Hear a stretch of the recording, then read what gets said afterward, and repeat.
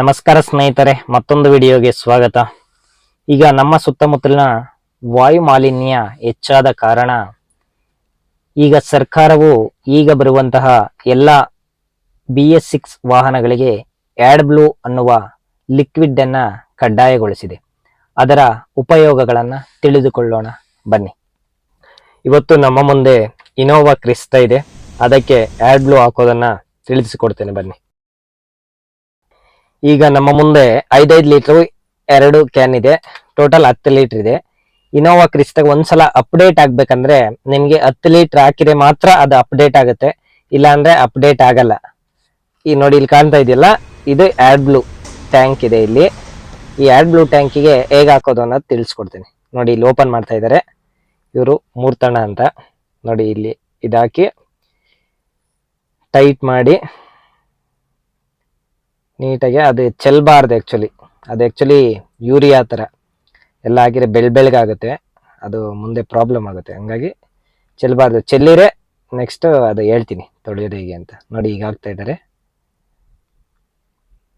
ಈಗ ಮಿನಿಮಮ್ ಒಂದ್ಸಲ ನಾವು ಆ್ಯಡ್ ಮಾಡ್ಬೇಕಾದ್ರೆ 10 ಲೀಟ್ರ್ ಆ್ಯಡ್ ಮಾಡಬೇಕು. ಅದು ಫುಲ್ ಆದ್ರೇ ನಮಗೆ ಒಳಗಡೆ ಅಪ್ಡೇಟ್ ಅನ್ನ ತೋರಿಸುತ್ತೆ, ಇಲ್ಲ ಅಂದ್ರೆ ನಿಮ್ಗೆ ಅದು ಅಪ್ಡೇಟ್ ಆಗಲ್ಲ. ಈಗ ನೀವು ಕೇಳ್ಬೋದು, ಅದು ಹೆಂಗೆ ಗೊತ್ತಾಗುತ್ತೆ ನಮಗೆ AdBlue ಹಾಕೋದು ಅಂತ. ಅದು ಸೇಮ್ ಈಗ ಡೀಸೆಲ್ ಖಾಲಿ ಆದಾಗ ಮುಂದೆ ಡಿಸ್ಪ್ಲೇನಲ್ಲಿ ತೋರಿಸುತ್ತೆ. ಈಗ ಪೆಟ್ರೋಲ್ ಡೀಸೆಲ್ ಖಾಲಿ ಆದಾಗ ಸಿಂಬಲ್ ಹೆಂಗೆ ಬರುತ್ತೋ ಅದೇ ಥರ AdBlueದು ಸಿಂಬಲ್ ಬರುತ್ತೆ. ಹಾಗಾಗಿ ನೀವು ಆವಾಗ ನೀವು ತಂದುಬಿಟ್ಟು ಈ ಟ್ಯಾಂಕಿಗೆ ಫಿಲ್ ಮಾಡಬೇಕು. ನೀವು ಸ್ವಲ್ಪ ತಂದುಬಿಟ್ಟು ಫಿಲ್ ಮಾಡಿದರೆ ಅದು ಅಪ್ಡೇಟ್ ಆಗಲ್ಲ. ಹಾಗಾಗಿ ನೀವು ಫುಲ್ ಟ್ಯಾಂಕ್ ಹಾಕಿದರೆ ಅದು ಒಂದ್ಸಲ ಅಪ್ಡೇಟ್ ಆಗುತ್ತೆ. ಈ ಲಿಕ್ವಿಡಲ್ಲಿ 32.5% ಯೂರಿಯಾ ಇರುತ್ತೆ, 67.5% ಡಿಐನೋಸ್ಡ್ ವಾಟರ್ ಇರುತ್ತೆ. ಇವೆರಡು ಕಾಂಬಿನೇಷನ್ನೇ ಈ AdBlue. ಈಗ ನಮ್ಮ ಸುತ್ತಮುತ್ತಲಿನ ಪೊಲ್ಯೂಷನ್ ಹೆಚ್ಚಾದ ಕಾರಣ ಈಗ ಬರುವಂತಹ ಲಾರಿ, ಬಸ್ಸು, ಕಾರು ಎಲ್ಲ BS6 ವಾಹನಗಳಿಗೆ ಸರ್ಕಾರವು AdBlue ಅನ್ನೋದು ಕಡ್ಡಾಯಗೊಳಿಸಿದೆ. ಈ AdBlue ಉಪಯೋಗವೇನೆಂದರೆ ಡೀಸೆಲ್ ಇಂಜಿನ್ನಿಂದ ಬಿಡುಗಡೆಯಾಗುವಂತಹ NOx ನೈಟ್ರೋಜನ್ ಆಕ್ಸೈಡನ್ನು ಅದು ತಡೆಗಟ್ಟುತ್ತದೆ. ಅದು ಹೇಗೆ ಅಂದರೆ ಇಂಜಿನ್ ಇದ್ದ ಬರುವಂತಹ ಹೊಗೆಯನ್ನು ಸೈಲೆನ್ಸರ್ ಸೆಂಟ್ರಲ್ಲಿ AdBlue ಅನ್ನುವ ಲಿಕ್ವಿಡ್ ಸ್ಪ್ರೇ ಆಗ್ತಾ ಇರುತ್ತೆ.